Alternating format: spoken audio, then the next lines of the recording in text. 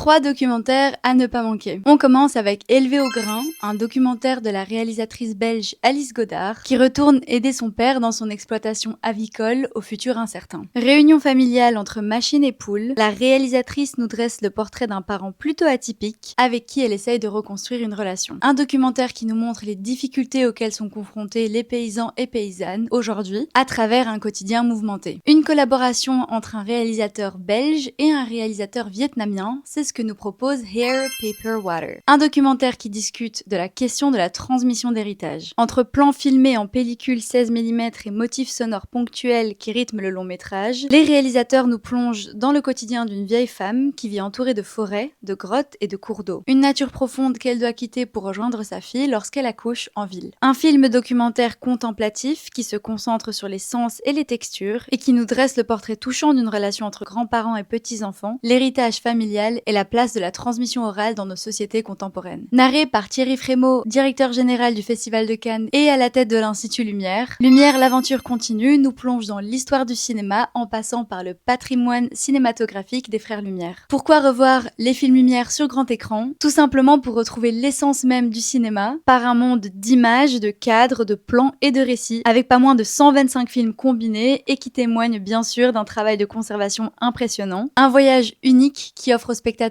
un documentaire d'une grande beauté et qui permet aussi de tout simplement rappeler ce qu'est le cinéma au fond.